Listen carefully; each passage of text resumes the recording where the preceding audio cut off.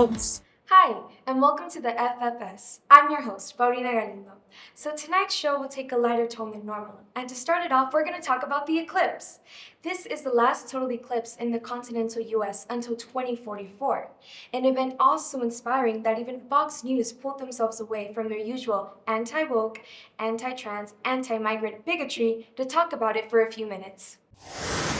A Fox News alert, a rare celestial event collides with a policy failure on the ground. The southern border will be directly in the path of totality today when the moon covers the sun for nearly 4 minutes. We are told that officials are bracing for higher traffic than usual, and that means a real opportunity for smugglers and cartels and migrants to come right in. 4 minutes? What? For fuck's sakes! Yeah, we put the title in the script. We're clever. You brought this on yourselves. We were going to talk about the eclipse and fluffy bunnies and shit, but no! Now we have to talk about this shit.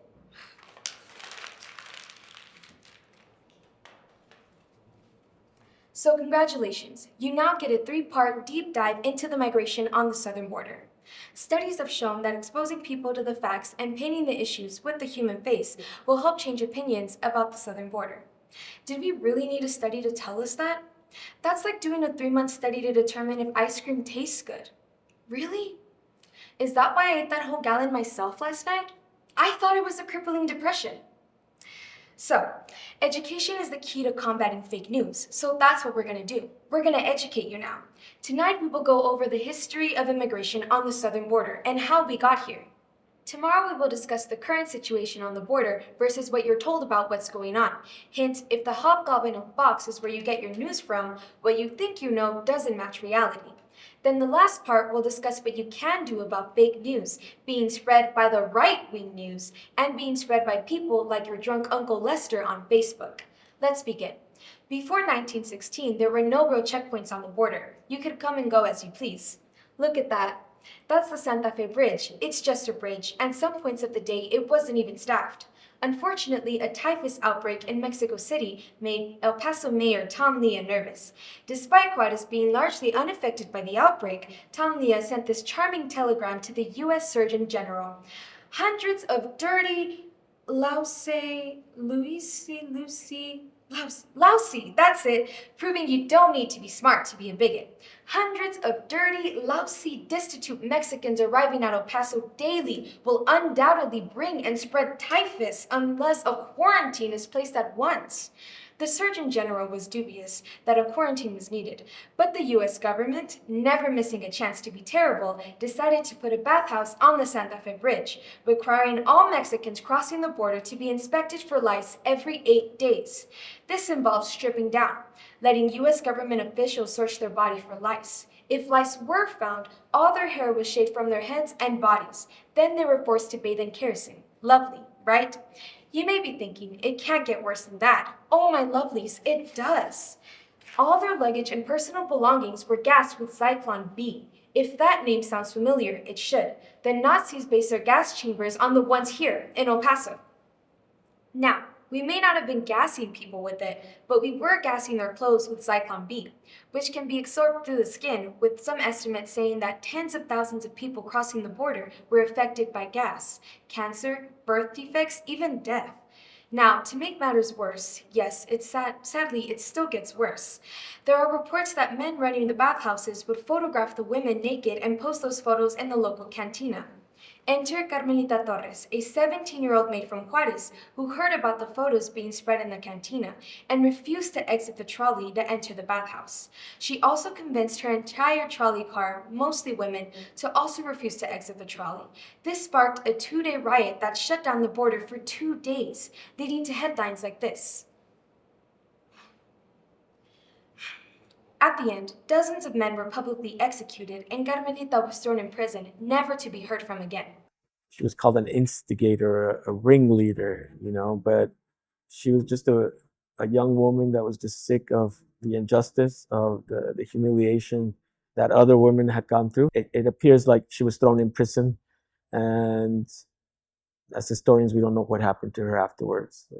We've lost every trace. Unfortunately, in the end, the riot didn't change anything, and these bathhouses continued until the 50s. Yay! In 1929, Congress for the first time made crossing the border without documents a crime. This act was pushed through by Senator Coleman Livingston Bliss, a noted white supremacist who believed that Mexicans were inferior. The thing was, for much of the century, there was little enforcement because agriculture relied on the work of migrants. It's not like Americans are going to do those jobs. This came to a head once World War II broke out. With so many fighting the war, there were few people left to work the fields. The U.S. entered a deal with Mexico called the Bracero Program. Migrant workers would be processed at intake facilities, then sent to work at farms across the country. Did we learn our lesson from the bathhouses about spraying harmful chemicals? Fuck no! We sprayed the braceros themselves with DDT. The similarities that I see between the migrants now and the braceros is that they're both wanting to come to the United States because they just cannot survive in their home countries. When I've interviewed braceros, they often talk about how hungry they always were, how they didn't have food and they didn't have a way to earn money. So they were willing to leave their families behind and come here with the hope of earning money and going back. For the migrants now, they are trying to escape poverty like the braceros, but they are facing more than the braceros faced because they're escaping gang violence, they're escaping governmental violence, and they're escaping lots of threats on their kids, especially from the gangs. You know, little boys as young as 10 are forced to be drug mules for the cartels or the gangs. Now, after years of abuse from landowners and reports of the braceros not getting paid fairly, Mexico ended the program in 1965. That's right, Mexico was like, fuck you, we're done. This led to a spike of illegal border crossings in its wake, but once again, there was little in the way of enforcement. This was until September 11, 2001, once the Twin Towers fell. The government quickly looked for any scapegoat, and why not brown people?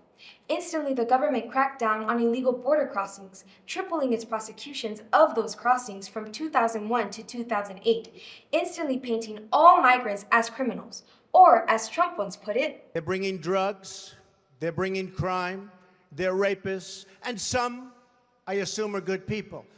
And that's where we're going to leave it tonight. Make sure to tune in next week for our second part on immigration, the current situation on the border versus what you think you're told about what's going on. I'm Paulina Galindo. Thank you and good night.